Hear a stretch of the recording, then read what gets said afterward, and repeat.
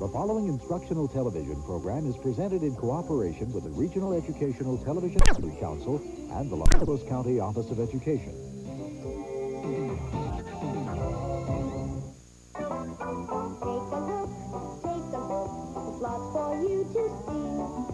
Stay a while, right here with Kate and me.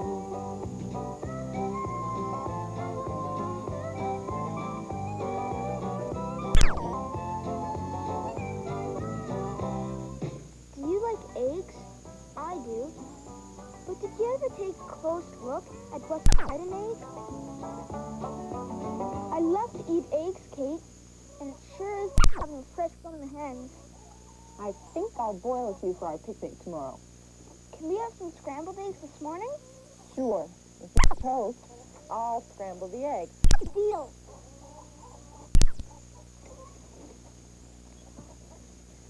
The hens sure are laying a lot of eggs lately. Why aren't there any chicks? Don't chicks come from eggs? Yes, they do, but the egg growing inside the hen has to be fertilized by a cell from a male chicken before it can develop into a chick. And I don't have a rooster. That's a male chicken. You mean a hen can't have any chicks if there's no rooster? That's right. Rooster, no chicks. So you mean if you had a rooster, the chicks would grow from eggs? Just like the ones you eat? Exactly the same egg. Here, I'll show you.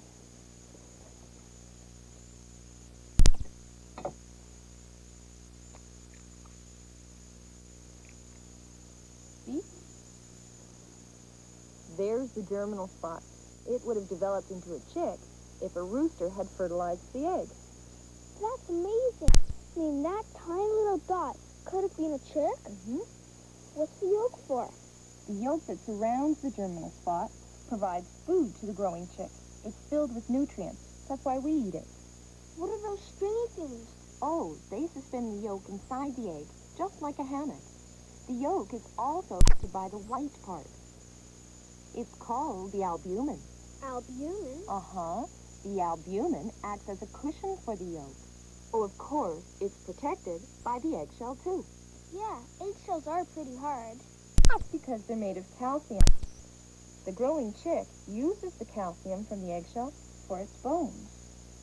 Kate, what are you doing? I want to show you one more thing. Aren't you afraid the inside of the egg will spill out? No. Watch this. See those bubbles? Where do they go? They're from a tiny air pocket inside the egg, between the inner and outer membranes just inside the shell. Take a look at this egg chart. See if you can remember what each part of the egg does, okay? We'll start with the germinal spot. That's the part that grows into a chick. And the yolk? That feeds the chick. Then there's the albumen. That protects the chick. It also provides water and some food. Then we have the air sac.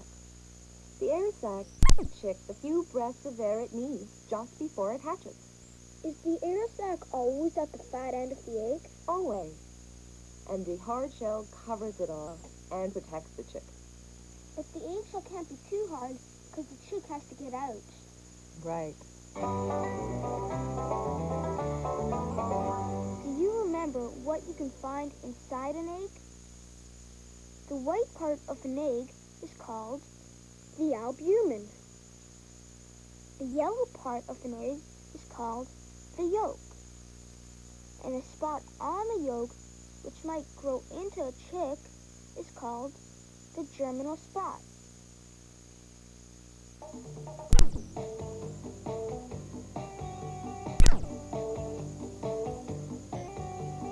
There are many kinds of birds in the park and zoo that have hatched from different eggs, some speckled and some blue. Great big birds from great big eggs nest way up high. Smaller birds from tiny eggs exist as you walk by. Birds are not the only things that have a shell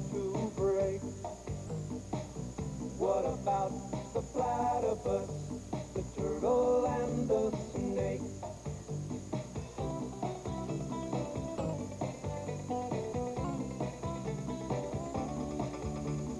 Fish have eggs in lakes and streams, bugs leave eggs on trees. And if you look inside a hive, you'll see eggs from honeybees. Each different egg is sure to have a small animal inside. For a baby trying to grow up strong, it's a perfect place to hide. A baby chick takes 21 days to grow inside an egg. Then it breaks out of its shell.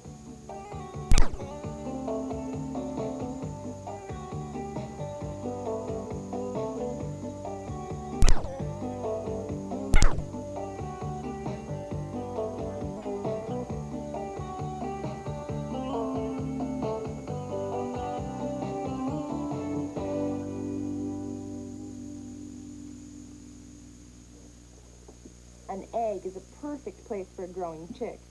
It's well protected by the strong shell. Here's an experiment to show you how strong an egg really is. You'll need some newspaper, 3 eggs of approximately the same size, a piece of plastic wrap, and a few heavy books. Spread the newspaper on a table and place the eggs on it in the shape of a triangle, the way Vanessa is doing. Cover the eggs with the plastic wrap and carefully place a book on top of the plastic. Make sure that it sits steadily on the eggs.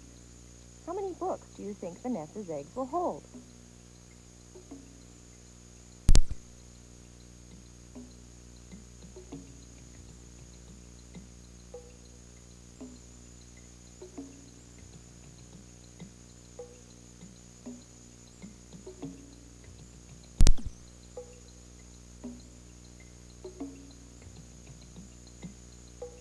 Expect they would hold so many?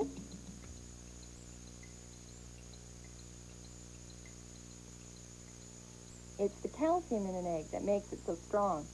Let's see what happens when you take the calcium out of an egg. The calcium is in the shell of the egg. You can take it out with lots of vinegar. Use a raw egg. Angie is putting the egg and the vinegar in a plastic container with a lid. Don't spill any of the vinegar.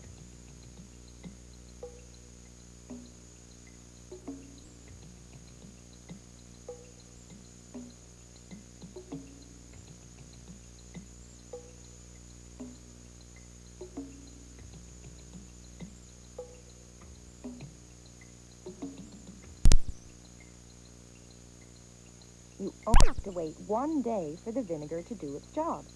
Don't disturb your container during that time. Rinse the vinegar off the egg in some water, and then give it the bounce test. The acid in the vinegar has taken the calcium out of the shell, so the egg is soft and rubbery.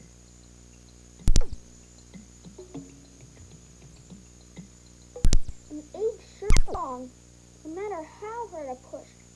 Can't seem to break it. One of the reasons an egg is strong is because of its shape. You'll have a hard time breaking an egg if you push on it this way. Maybe some of you can do it, but I sure can't. If you do try it, make sure you do it over a bowl or a sink, just in case. I give up too. Anyway, I don't think I can wait any longer. I'm hungry. How about you? Start. I'll put on the toast. The eggs. Coming right up.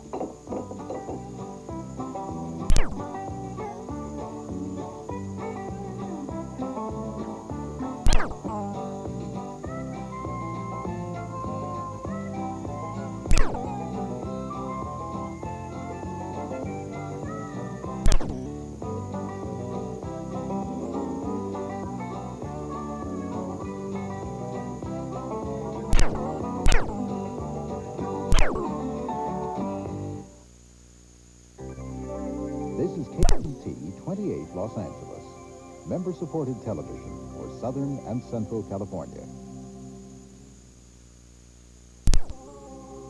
The following instructional television program is presented in cooperation with the Regional Educational Television Advisory Council and the Los Angeles County Office of Education.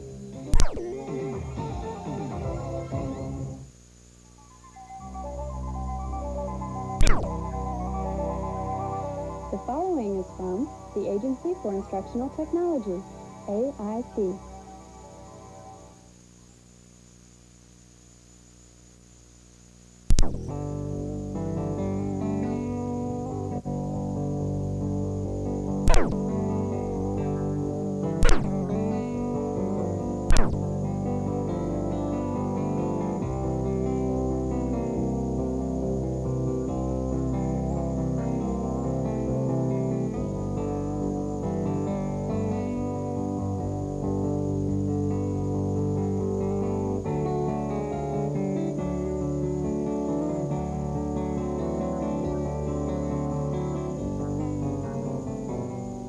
Kaibab Plateau, surrounded by the Grand Canyon and a vast wilderness which supports a great variety of plants and animals. But that hasn't always been the case here on the Kaibab. Around the turn of the century, the hunter decided he wanted more deer, and so he chose to remove all the predatory animals, coyotes, and cougars. And it worked.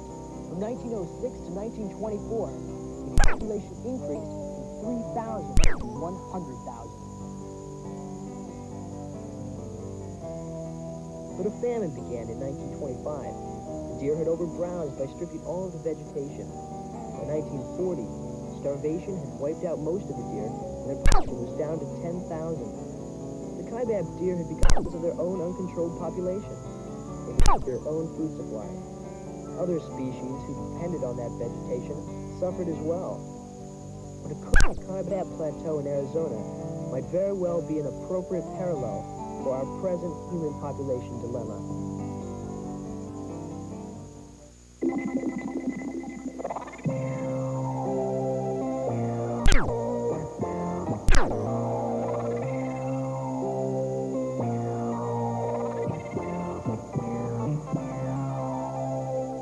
Technology is an extension of the human being.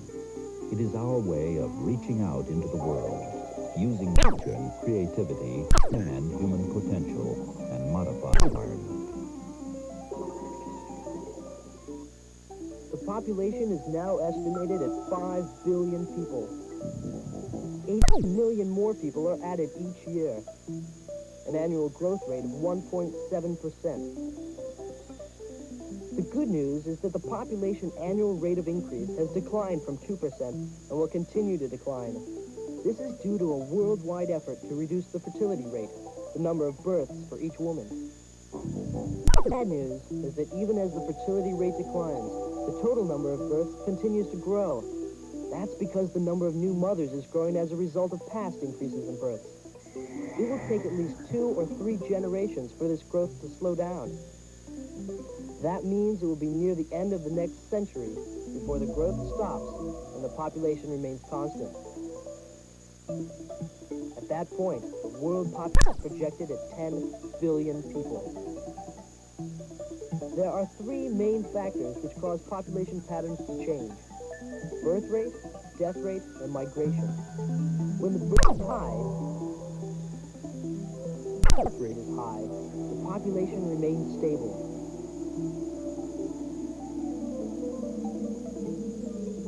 When the birth rate is low and the death rate is low, the population also remains stable.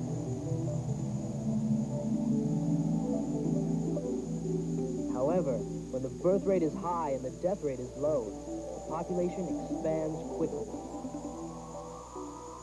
One can see that the size of this population growth is overwhelming in both numbers and speed.